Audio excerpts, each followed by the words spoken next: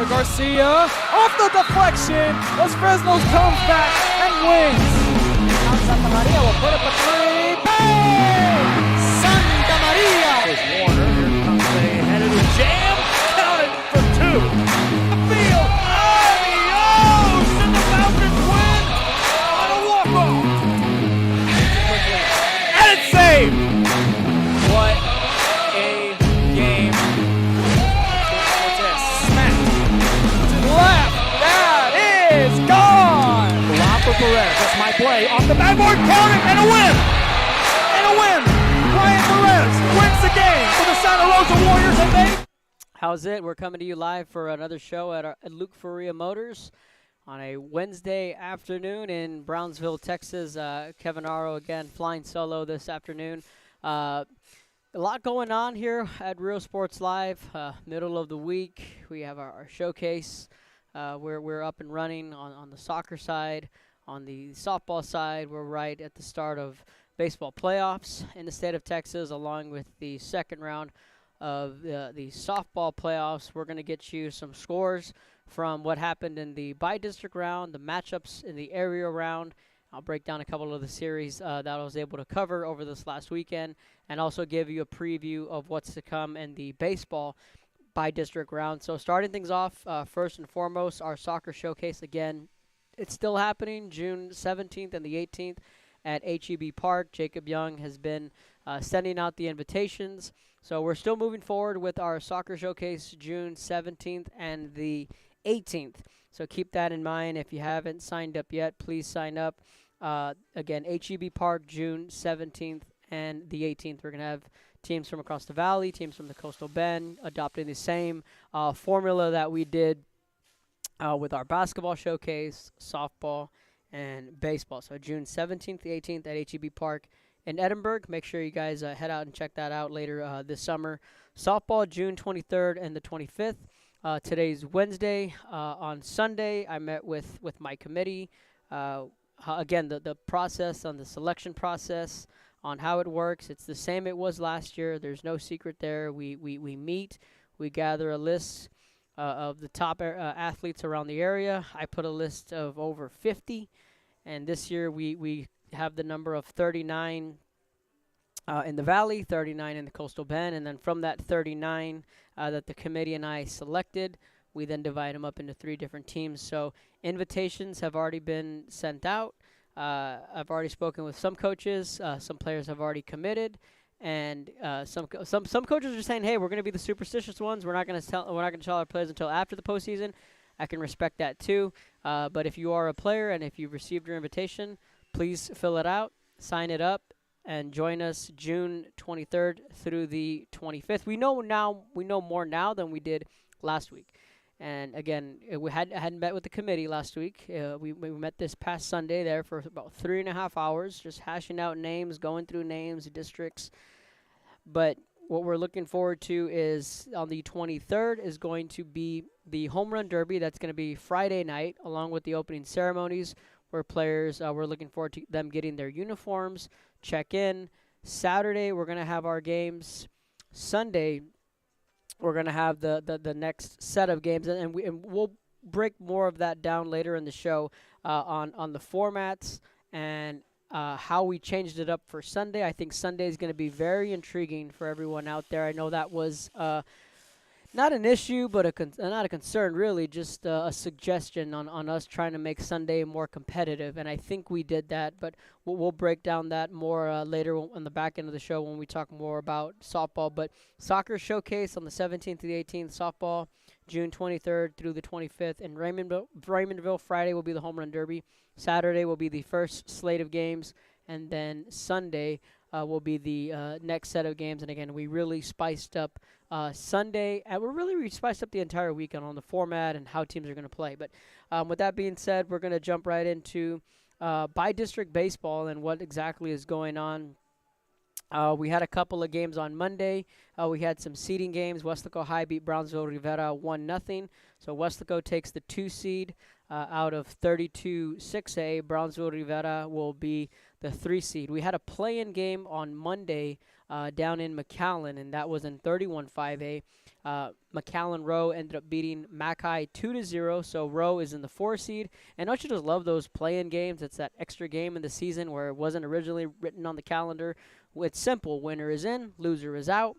Congratulations to Nicky Rowe. They beat Mackay.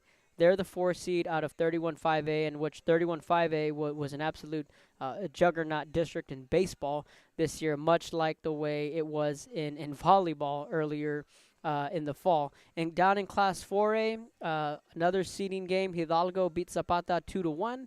So Coach Carlos Carrasco and the Pirates will ride high into the playoffs as a 1 seed, and Zapata will be the 2 seed out in Class 4A. So Thursday's games in the Class 6A by-district round, game 1 will be Los Fresnos at Edinburgh High, 6:30. PSJA will be at San Benito, first pitch set for 7 o'clock. In Class 5A, Game 1, Roma at Corpus Christi Veterans at 5:30. Game 1, Corpus Christi Ray at Mission Veterans at 6 o'clock. Game 1, Edcal Chelsea at Sherryland, first pitch at 7. Game 1, Harlingen South at Sherryland Pioneer, also at 7. And at 7 o'clock, Corpus Christi Carroll at Rio Grande City. In Class 4A, Game 1, Corpus Christi Cal Allen at Gruya, 7 o'clock. That's another Game 1. And down in Class 3A, a 1-game playoff. Santa Rosa will be taking on Edinburgh Idea Quest at 5:30 at La Villa High School. Game 1 of the best-of-3 series, Donna Idea at Rio Hondo at 6. Game 1 between Edinburgh Idea at Monte Alto at 6 p.m. Then rolling into Friday's games and Game 2, Edinburgh High at Los Fresnos at 7 o'clock. Game 2, San Benito at PSJ at 7. Game 1 between La Jolla and Brownsville Rivera, 7 o'clock at La Villa High School. Edinburgh North and Westlaco, they're still determining the site and the location. In Class 5A, Game 1, Edinburgh Vela at Brownsville Veterans. That is at 7 o'clock. Game 1 between La Jolla Palmview and against Corpus Christi King. That game is actually going to be played at Veterans Field in Laredo, 7 o'clock. First pitch. Corpus Christi Veterans at Roma, 7 o'clock p.m. That is Game 2. Game 2, Sherryland goes to Edcal Chelsea at 7 o'clock. Sherryland Pioneer travels to Harlingen South, 7 o'clock for Game 2. Rio Grande City plays at Cabinus against Corpus Christi Carroll. That is a Game 2. Friday night at 8 o'clock. Westlaco East and Nicky Rowe. Also, they too are trying to decide the time and the location for their series or whether it'll be a 1-gamer. In Class 4A, Game 2, La Gruya at Corpus Christi Cal Allen, 6 o'clock. Game 3, if needed, Gruya at Cal Allen, 30 minutes right after Game 2 for that series. Game 1, La Feria at Robstown at 6:30. Hidalgo at Bishop, 7 o'clock. Game 1 of that series also on Friday night. Down in Class 3A, Game 2, Donna Idea at Rio Hondo at 6. Game 3, Donna Idea at Rio Hondo, 30 minutes after Game 2 if needed. Saturday's game, Game 3 if needed. That'll be Edinburgh at Los Fresnos at noon. If necessary, San Benito at PSJ at 1 o'clock. Game 2, La Jolla will meet Brownsville Rivera at 4 at La Villa. If needed, La Jolla and Brownsville Rivera would play 30 minutes after Game 2 at La Villa if needed in the Game 3. Sherryland will go back to Edcal Chelsea Saturday at noon if needed. Game 2, Mission Veterans at Corpus Christi Ray at Cabinus. That's game set for noon. And then if a Game 3 is needed, it'll follow 30 minutes right after Game 2 there at Cabinus. If needed, Game 3, Harlingen South at Pioneer at 1 o'clock. Game 2, Brownsville Veterans take on Edinburgh Vela, 2 o'clock at Economides. If needed, Game 3 will follow 30 minutes after. Palmview will meet King back in Laredo at Veterans Field at 4 o'clock. If needed, 30 minutes will follow. Game 3 will follow 30 minutes after. Roma and CC Veterans at Hebbronville High School, if needed, that would be a Game 3. Game 2 in Class 4A, Bishop at Hidalgo at 2 o'clock. Game 3 to follow 30 minutes after, if needed. Game 2, Robstown at La Feria at 2 o'clock. Game 3, Robstown at La Feria. Game 3 right after, if needed. Game 2, Edinburgh Idea at Monte Alto at 10 a.m. Game 3, if needed, will follow 30 minutes after. And that's the look at the by-district round for high school baseball playoffs from here throughout the Coastal Bend. So on the other side of the break, we're going to break down who advanced in the area round in softball when we come back here at Luke Faria Motors. We're La Vida and the girl wants to Hi, I'm Rebecca Castillo. I invite you to visit San Benito and see for yourself the many things this community has to offer. Our offices of economic development offer a variety of business resources to developers, investors, and business owners from small to large scale. Contact us and let us work together on your next business opportunity.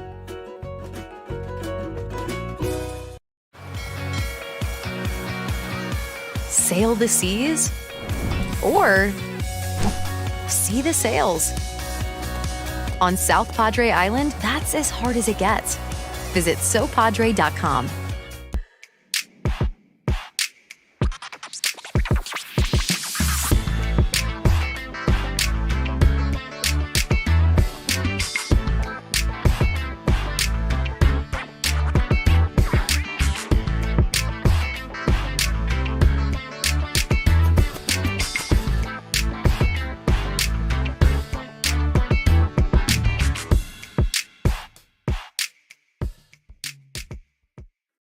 Hello from Los Fresnos CISD, an A-rated Texas Education Agency district. A stands for Academic Excellence at Los Fresnos CISD, where pathways to secondary success are being built for students at the brand new Resaca Middle School campus. A stands for Academic Advancement at Los Fresnos High School, where the College Center provides a jump start on college and career readiness that includes advanced placement classes, dual enrollment options, CTE opportunities, and scholarship money. Los Fresnos CISD, an A-rated and 7-time post-secondary readiness distinction district. At Harlingen CISD, college, career, community ready is more than just a saying. We've created 12 academies to provide students with access to fields of study that best fit their interests and passions. Within the 12 academies, there are 42 certifications that will aid students in getting a head start on a career upon graduation. Become HCISD proud and enroll today.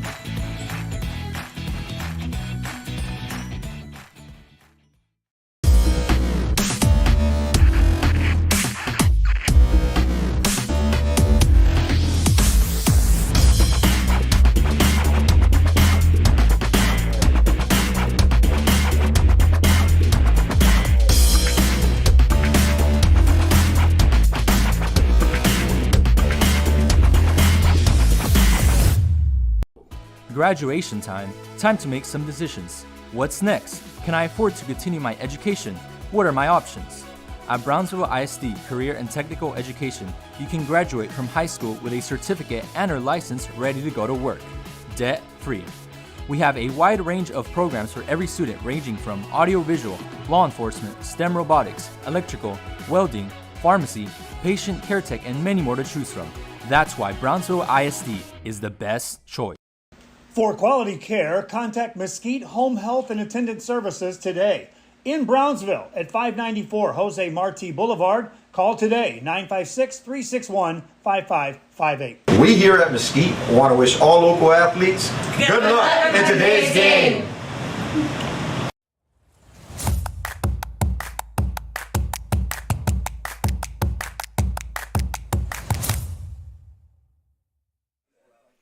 Welcome back. So we just broke down the by-district round of the baseball playoffs, and looking forward to what's coming up in the area round. And this past by-district round, it was one of the better ones. There was a lot going on. There was a couple of setbacks, couple of disappointments, but overall, when I sat back and looked at the 6A, the 5As, 4As, 3As, and you kind of looked at it and kind of expected that there, you expected that there, you didn't see that coming. So it was a bit of a roller coaster of a first round, and then all of us together really had to work around the weather Friday night. That was the crazy thing, and that's what the whole deal was. I covered the Harlingen La Jolla series. Thursday we were in La Jolla, perfectly fine. Series shifted to Harlingen. Friday night we saw a meteor, right? That was crazy. And then going into the night, we knew that there was going to be some weather coming in. It was just a matter of how bad, who was going to get it, when they were going to get it. And the plan was if the field was not suitable, we were going to shift the series to Lyford. We ended up in Raymondville. So but it's cool with me. Harlingen South ended up having their Game 2 against Mackay at 3 in Lyford, and just the unknown of if that goes to a Game 3, they'd have to play 30 minutes after. Then you're looking at Harlingen having to sit around and wait. So just the smartest plan there was just to find another field. We wound up in Raymondville. Saturday evening. I think the game was at 6. But yeah, so we all had to work. I mean, PSJ North ended up hosting Mercedes. Westlaco East and PSJ North ended up having to play at Ed Chelsea. So there was a lot of different moving parts. The Lopez Pioneer Game 3 got moved from Saturday to Monday. So there was just a lot of craziness with the weather and coaches having to find fields on the fly. So, but in Class 6A, that's really where we're going to start. Los Fresnos took care of Edinburgh as expected in a one-game playoff. Westlaco, as expected, took care of PSJ. San Benito, they put a whipping on Mission. They took care of that game as expected. And of course, the series that stood out for me, obviously, and really throughout the Valley was La Jolla Harlingen. La Jolla was coming in as a 31-6A district champion. Arguably have the best pitcher in Arlette Hernandez, who's just a sophomore, who notched her career 600th strikeout in the series against Harlingen Friday night. And but leading up to the series, even the week before, you could go back and say that Harlingen was starting to play better ball. Harlingen was starting to figure it out. Okay, they lost to San Benito 2-0, and for me, I think that's when it started. When you started to see, okay, they're playing a little bit better ball. They got their win against Rivera. They got their wins against Hanna. Great. But when they got tested was against San Benito. They're the best team in that district. They won the district. They only lost to them 2-0. You can tell that the tide was turning a little bit. They lose to Los Fresnos. No big deal. They played well enough. And then they get into the playoffs, and, all the records are out the window. Going into that series, on paper, you would say, yeah, La Jolla should win this series. Over the course of the series, La Jolla should win it. They won the district. They were here last year. They have the experience. They have 5 seniors, one of the best pitchers in the Valley. Cool. But, there was just something strange about it, where I sat and I looked, and I said, I don't know. I just have a funny feeling about this series that, now I didn't expect Harlingen to win Game 1. It went, it didn't go the way I thought. I didn't think it would end in 5. But if I was a betting man, if you asked me to pick who's going to win Game 1, Arlette was home. It was a Thursday night. She was fresh. It was her playoff opener. It's just very hard to overcome that. Now, I saw that game maybe being more of a 6-1, 5-0 type game. It wound up going 5 innings, 12-2. La Jolla just, they ran all over Harlingen. They did what they were supposed to do on their home field in Game 1.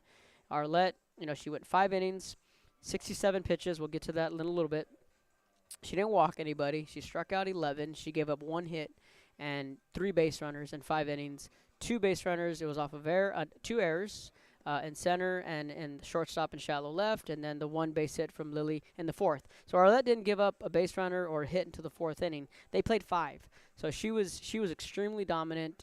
She got her strikeouts. She set the tone early, and that's really all she wrote. And that's like, okay, that's what we expected. So then you're going into Game 2. Here's where it got interesting because, darned if you do, darned if you don't. Arlette only threw 67 pitches in Game 1. There were no high leverage situations. There were no stressful innings. I thought she pitched extremely well. She didn't walk anybody. Great. You felt that her arm was fresh enough to go into Game 2, and La Jolla went all out for Game 2. The adage is like, we're not playing tomorrow. We're playing to win today. We're going to end the series today. There is no tomorrow, right? Which I get that 100%. And I said, well, that makes sense. Considering that Arlette only had 67 pitches thrown the night before, you still had Jordan Reyes as an insurance policy. Now, do you start the freshman in Game 2, see what she can get you through 3 or 4 innings, and then ask Arlette to get the next 12 outs, the next 9 outs, whatever it needs, whatever number you're at, wherever, if you're playing with the lead or if it's a close game. They chose to go with Arlette, which I said, okay, yeah, if you're going to take that approach of we're putting all the eggs in today's basket, we're going to win today, we're not playing tomorrow, we're going to play with our best. And I thought Arlette, again, she pitched well enough. Her strikeouts were cut in half. She had 6. But Harlingen, I felt, set the tone defensively in Game 2 with that double play in the first inning. That's when you saw Harlingen. They came out with the energy that yesterday was yesterday. It's all in the past. Today's a brand new game, and that's what's beautiful about a series is that this team had just got waxed the night before. They turn around and they set the tone early with that double play.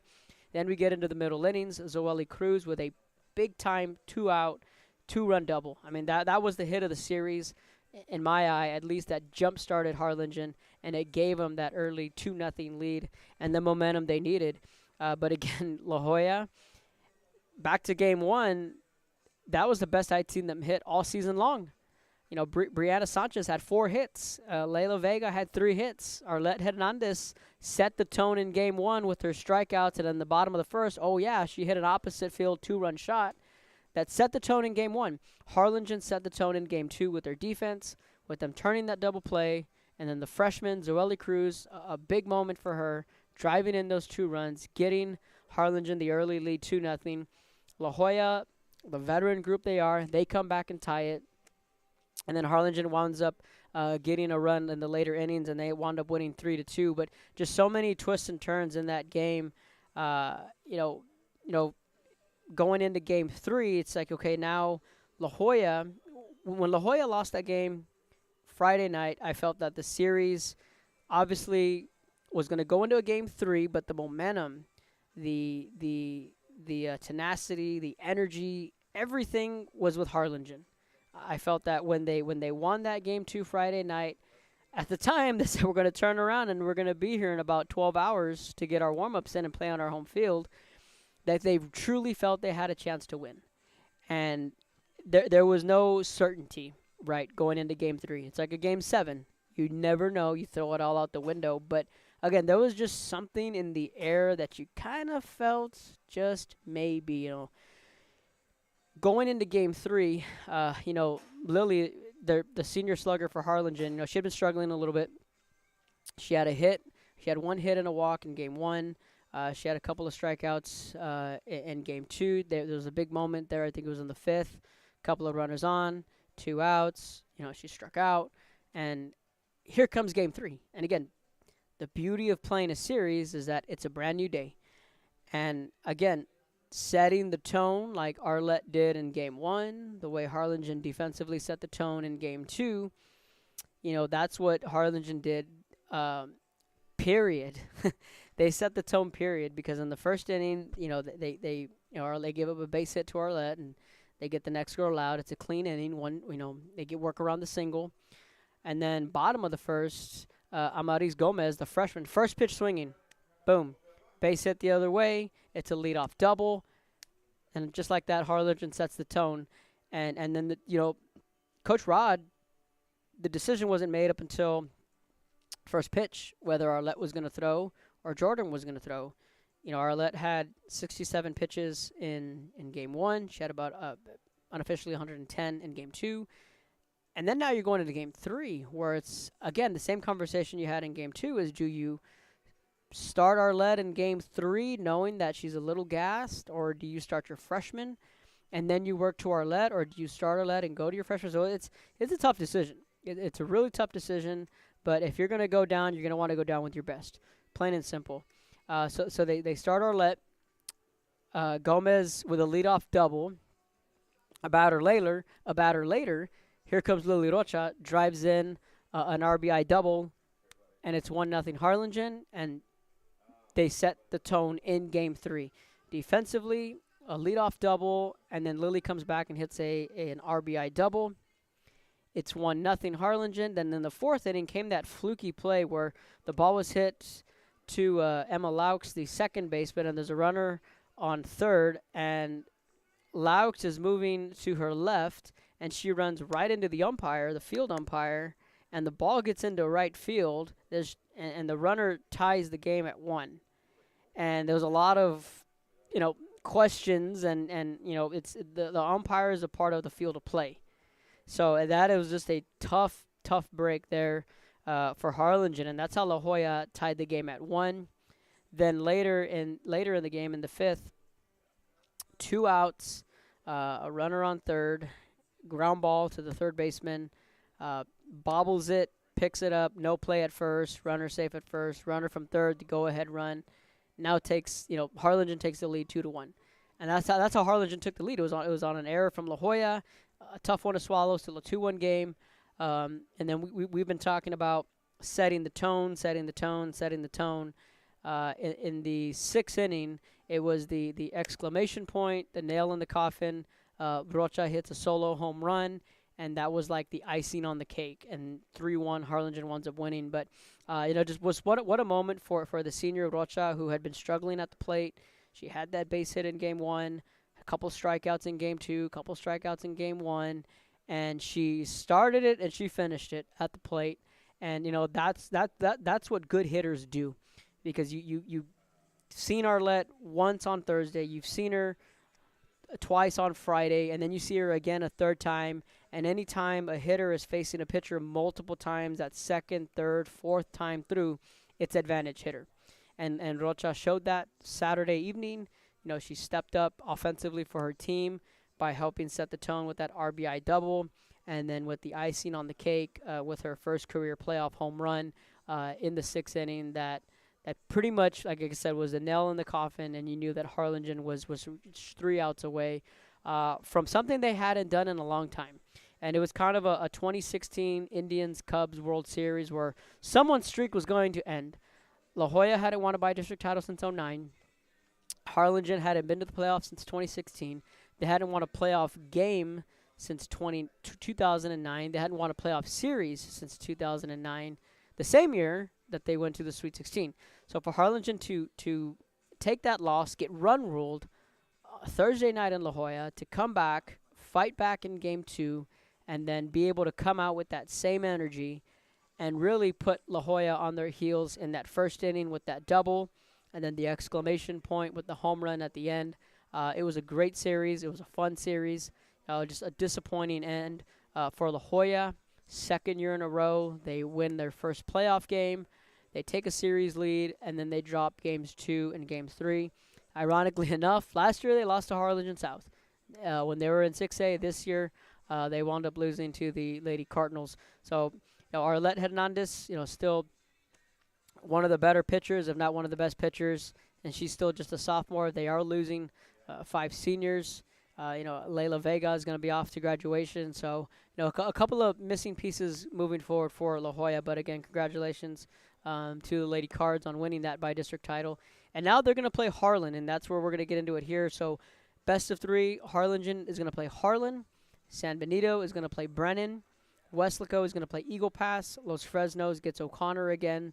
They wound up winning state last year, so they get the privilege of playing the defending state champions. Class 5A, Mercedes meets Gregory Portland. Weslaco East takes on Corpus Christi Carroll. Corpus Christi Veterans takes on Pioneer.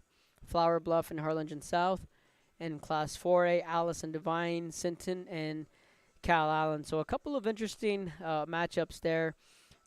In 6A, you talk about Harlingen and Harlan. It's going to be a series. Harlan wanted a one-gamer. Harlingen won the flip. So the series is going to play in their favor. They start tomorrow at the Northside District.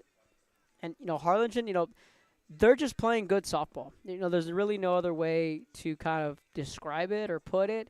They're not going to blow it by you. They're not going to hit for extra bases. They're not going to overpower you. They're just playing good softball, and there's nothing wrong with that, right? I thought we talked about Rocha. We talked about Zoeli Cruz coming through, and, Madison Vargas in Game 3.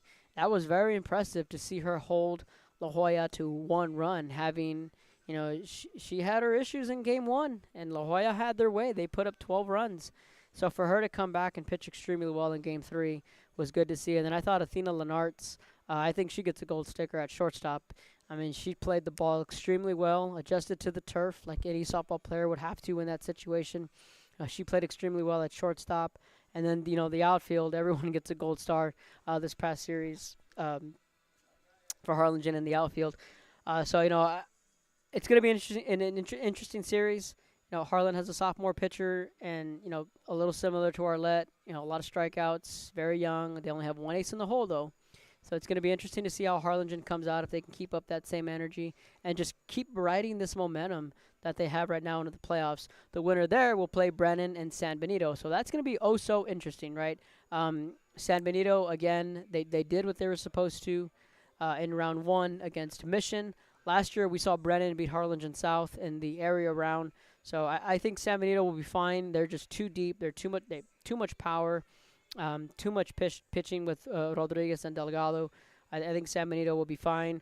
Weslaco, they take on Eagle Pass. That's also a series. Coach Mario Rodriguez, him, Elias Martinez, they have a PhD in the playoffs. So Weslaco would be my pick there. Los Fresnos O'Connor, that's a tough chore. And those two have come to know each other quite well. It's a one-gamer. You never know. If Los Fresnos is going to slay another giant like they did 2 years ago, that would certainly be a sight to see. The disappointing side would have to have been the letdown would be the 35A. The 35A got swept. I was pretty high on Palmview last week. I was pretty high on Mission Veterans. No disrespect to Roma. Flower Bluff is a well-oiled machine. So I really felt that, the Rio Grande City, I really felt that the 35A had a little bit more umph into it. But then again, the 29-5A, there's a reason why they're really good, and it showed throughout the course of this past weekend where, Corpus Christi Veterans is good. They were a 4 seed. Flower Bluff won the district. They picked up a lot of big wins along the way. Carroll, offensively, they have a lot of sticks. They're a good team. And then, of course, Gregory Portland, kind of your wild card. So I still feel that this is a favorable matchup across the board. Pioneer is going to open up their series tomorrow night against Corpus Christi Veterans. Pioneer, I was able to cover their Game 3 Monday against Lopez, and the bats weren't as awake as they usually are, and they had made a lot of errors in Game 1 and Game 2. And then you kind of just saw, you really just saw that team click on all cylinders when it mattered Monday night. Reagan Staley, for me, pitched the best game I've seen her pitch. And she only had 2 strikeouts, and she went 5 innings. You say, well, how? When she just pitched effectively. She got the ball on the ground. Her infield made plays, put the ball in the air. Her outfield made plays. So she certainly relied on her defense. But she came out like a gangbuster on Monday night. She had a triple. She pitched extremely well in the circle. Pioneer had that 7-run inning. Where that 7-run third, it was what helped make the difference. And then Lexi Lopez hit a bomb in the middle innings, and that was kind of like the final nail in the coffin for Pioneer. So I think they feel pretty good about their matchup going against Corpus Christi Veterans.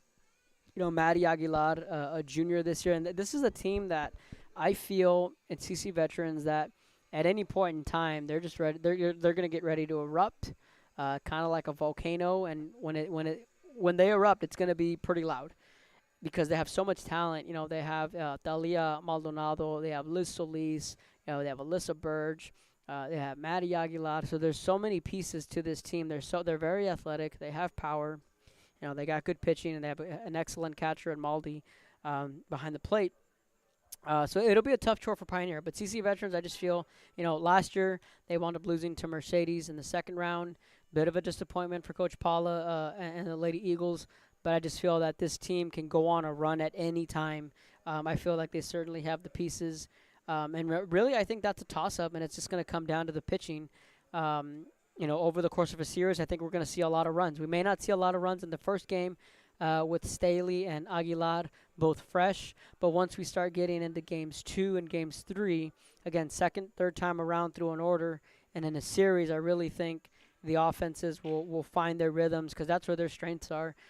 Pioneer, they're 1 through 9. It is a stacked lineup. Veterans, you can say the same thing. There's speed, there's power. I think that one goes to a Game 3.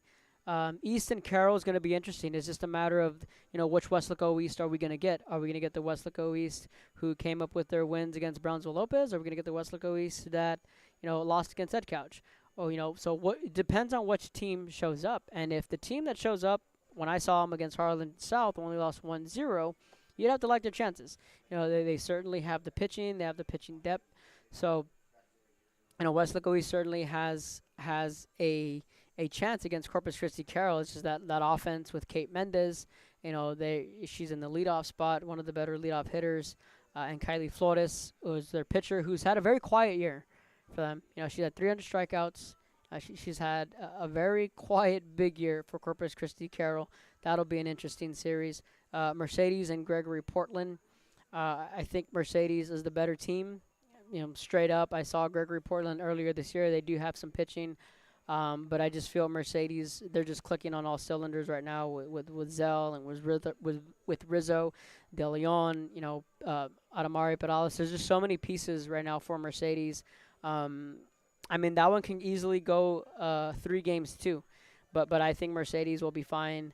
And then Mercedes would be back in the 3rd round. And this is kind of where I thought a Mission Veterans would come into play, where you can get that matchup in the 3rd round of the playoffs. And then in Class 4A, I think Alice will be fine. They're playing against Divine right now. Alice, they, believe it or not, they were in a slump, if that's what you want to call it. They were in a slump. They won that district, and they flexed some serious muscles throughout district play. And, Divine, where we've come familiar with Divine over the last couple of years with, when Real Honda would always run into them into the playoffs. So Mercedes gets the winner between Westlake East and Carroll, which I feel that could be a Carroll Mercedes in the 3rd round. And that's certainly a winnable series for Mercedes. And like I said, I said it last week, I can see them going to the Sweet 16. I really can, and with these playoff runs, you need a break in the bracket. You need a little bit of luck. You need that ball to roll a little bit to the right instead of rolling a little bit to the left. That's just how the playoffs work. And I think Mercedes got a pretty favorable bracket, and that's just not a knock on them. That's just how the bracket is. Looking down on the bottom half, Flower Bluff, Harlingen South, they're going to get the winner between Corpus Christi Veterans and Pioneer. Any of these 4 teams, you can clearly make a case that they can find themselves in the Sweet 16. Flower Bluff and Pioneer, that'll be a rematch from a couple of years ago. Pioneer beat them on the way to their Sweet 16 run. First time ever. That was 2 years removed. Corpus Christi Veterans can meet Flower. It could be an all-Corpus. It could be an all-Valley 3rd round or an all-Corpus 3rd round, or one or the other, right? But this Flower Bluff Harlingen South series, I think it's really interesting. You're looking at Flower Bluff, and they have their horse in Jade Moreno, and she's an absolute stud. And I saw Flower Bluff earlier this year, and Moreno pitched a shutout against Cal Allen in the Cal Allen Classic. She can tend to walk a little bit and get a little messy at times, but like a veteran pitcher, she'll find a way to get out of it. She walked the bases loaded in the 1st inning against Cal Allen and got out of it with 1 out. So the veteranness is there. She's veteran savvy. Her and Samaya Johnson. I've always been a fan of her game. It'll be tough. It'll be a tough outing for Harlingen South, but they certainly have the pieces. Lexi Sandoval. She got baptized into the playoffs last year as a freshman, and their lineup. It's really relentless. 2nd, 3rd time through, those hitters. Karime Martinez, most beautiful left-handed swing in softball right now. Too good of a hitter at the top. Emmy Ruiz, an incredible athlete. So on and so on. As the lineup goes down with Lexi and with Haley. So Natalie Martinez. So that offense is tough to get out. There's no easy outs, in other words. So, again, a lot like the Veterans and Pioneer series, I really feel that series can be stretched out to 3. I think Game 1, it's going to be close. It's going to be really close. It's going to be pitching will decide Game 1. Game 2 and Game 3, I think, will rely more on the offenses and who's going to get up a couple of runs. And you're not looking at maybe a slugfest, but you're looking at maybe a 6-3 game, a 4-3 game, a 5-3 game, something like that. Because I think both Flower Bluff and Harlingen South, their lineups they're too good at hitters to not be able to adjust in Game 2 and possible a Game 3. Sinton Cal Allen, that's interesting because in 2019 those two met up in the region final. So kind of a friendly rivalry with Cal Allen and Sinton. That's going to be a lot of fun. That series kicks off tomorrow in Sinton. So that's a wrap really on our first round of the playoffs, what we saw, what we learned. going into the second round and what it's looking like, what I think can happen, what might not happen. When we come back, we're going to talk a little bit more about the showcase, and we're going to push some things that a couple of surprises on who's going to be coaching, and we're also going to be breaking down how the schedules will be on Saturday and Sunday. So we'll talk a little bit more softball when we come back.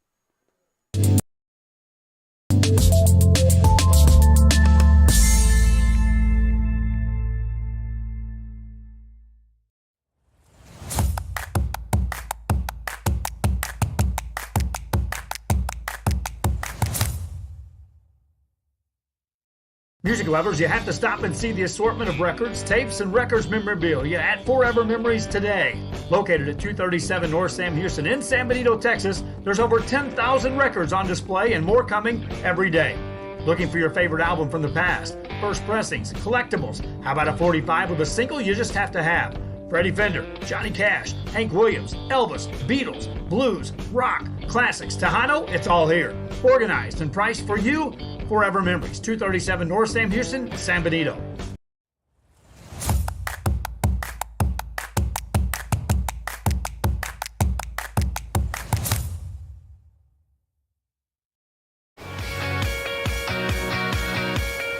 See art or create it.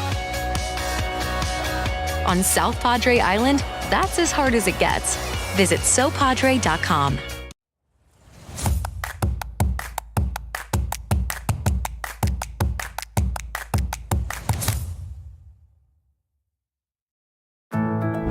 My son Leo just graduated from high school, but also with his associate degree from Texas Southmost College at no cost at all.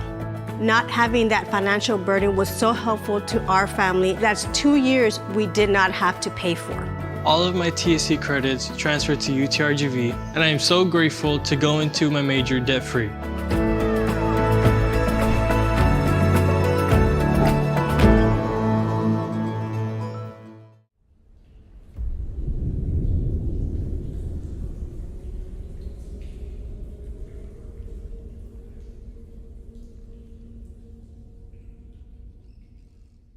Hija, tomorrow's your quinceañera. I need you to call your padrinos and tell them thank you for the salon, the tamales, the dress, el DJ. Ay, Ama, you called them. I didn't even want a quinceañera in the first place. I would have preferred to have gone to Paris instead. I will, fine. I'm gonna give you your surprise gift early. Huh? Guess what? You're going to Paris. How? Well, I've been saving mucho dinero all year in insurance thanks to Pronto Insurance. Let's just skip the quinceañera and go straight to Paris. Call your padrinos right now. Okay. Ask your agent how you can start saving with Pronto. Best price in town.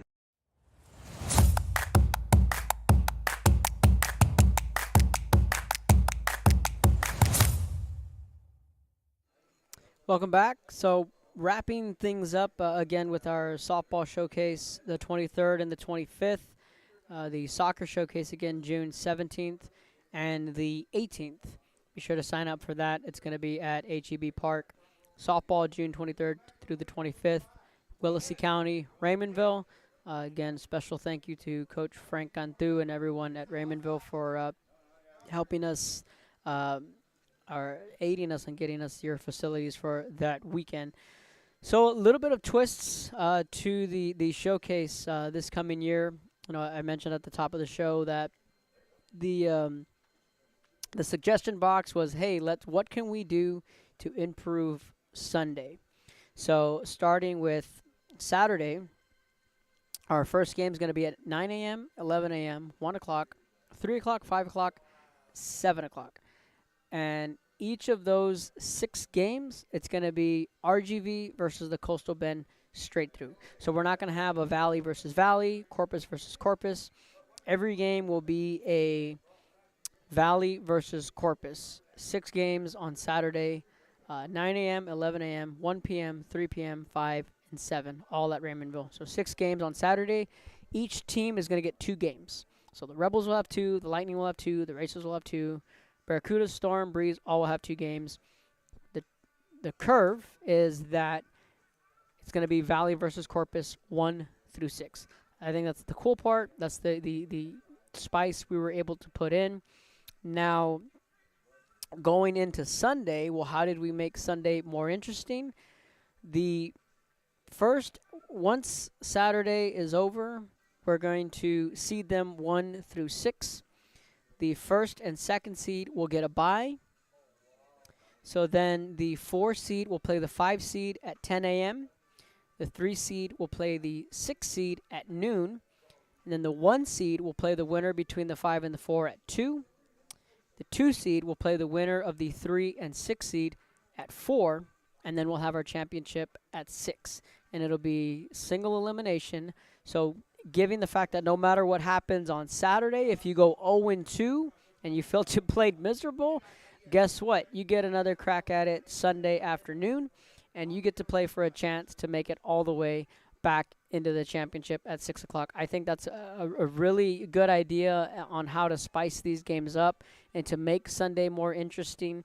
Last year, we went 70 minutes. This year, we're going 90 minutes. No new inning after 85. We're going to go 1 minute between each innings. We're going to finish the inning. There will be no drop dead, free defensive subs, and we're batting 9. So those are some basic rules. How we're going to seed them is we're going to go head-to-head, wins, losses, runs scored, runs allowed, and then we'll go to runner on third. Eventually, if we need to, we'll get to a coin flip, but I doubt that we'd need to get to a coin flip. So I think that those are a really cool twist that we added. So again, Saturday, 6 games, 9 a.m., 11-1, 3, 5, and 7. Once we map out the teams and who they'll be playing, we'll release all that on social media, and we'll let the players and coaches know. Sunday, again, the first and second seed will receive a bye, and then we'll play the 4 seed will play the 5 seed at 10, the 3 seed will play the 6 seed at noon, and then from there, the winners will move on. 1 seed against the winner between the 4 and the 5. 2 seed will play the winner of the 3 and the 6, and then we'll get to the championship at 6 o'clock. The other side of it that we're implementing this year is we're having college athletes coach in the showcase this year. Last year we had retired coaches, we had old school coaches mixed in with a little bit of college athletes. This year I think it's a good deal. That's the point. We want these athletes to get exposure. We want them to be seen by colleges. So right now we have Our Lady of the Lake committed. We have Galveston College committed. We have Laredo International, the Dust Devils, they're committed. I've talked with A&M Kingsville. Some of their players, they're looking like they're good to go. And then we have some girls from Vernon that are going to be helping us as well. Vernon College, that is. So from Our Lady of the Lake, we're going to have Cassie Valdez and Joanna Gonzalez. They're going to be helping us out. Emilia Salinas from Our Lady of the Lake, Alyssa Garcia, and Christy Salas. They're all going to be joining us to coach Olu. And then from Galveston, we're going to have Aviana Gonzalez, Maddie Flores, and Hannah Griffith. They're all going to be helping coach the representing Galveston. And Laredo, we're going to have Erica Cortez. She helped coach us last year. And we're going to have Caitlin Loetta, a former Lady Raider. She played in the showcase last year. She's going to be helping coach this year. From A&M Kingsville, we're hoping to get Quintana Muniz from Harlingen South, Natalie Rodriguez from Edinburgh North, and Sammy Sines from Edinburgh. On the Valley side and on the Corpus side, we're hoping to get Shelby Peel, who played in it last year, Andrea Martinez, who also played in it last year, and then Cal Allen's Lizette de Angel. So we're hoping to get them from A&M Kingsville. From the Islanders, we're hoping to have Jules Garcia, Monet Montilla, and AJ Hassel from the Islanders. So nothing set in stone, but they're willing to help, and we're going to try and work that out. But for now, we have Olu, Galveston, and Laredo International. They're players, former athletes from the Valley and the Coastal Bend. They've agreed to come on and coach in this showcase. I think that's a great deal to have those girls around, to be coached by them. Some of them may have played with them in travel ball. Some of them may have played on the same team. That plus the 2 games on Saturday, and then you have that tournament-style single elimination on Sunday, and then spearheaded by the Home Run Derby on Friday night. So that's where we're at right now with the showcase. Again, if you've received an invitation, we encourage you to sign up as soon as you can. May 29th is the deadline, but I'm encouraging coaches and players to sign up. We have a couple of tricks in our up our sleeve with the showcase that we can't say just yet, but we're looking to improve it from last year. Again, soccer, if you received an invitation, please sign up for that as well, the 17th and the 18th at HEB Park. Softball, June 23rd through the 25th be sure to sign up for that as well. And then we're going to go from there. We're excited to have these showcases again, and also our football preview magazine. We're working diligently on that. So coaches, if you've received your jot forms, make sure you fill those out. Send them back to us. We're starting to get them all in at once, so that's a good thing. So be sure to fill those out. Sign up if you haven't signed up. We're excited to have you guys. And that wraps up our show. I'm Kevin. That's Rudy. Luke Faria Motors here in Brownsville. Be sure to come by and see our guys down here at Luke Faria Motors, Cadillac, Buick, and GMC. That wraps up our show. Thanks for tuning in. We'll see you guys next week.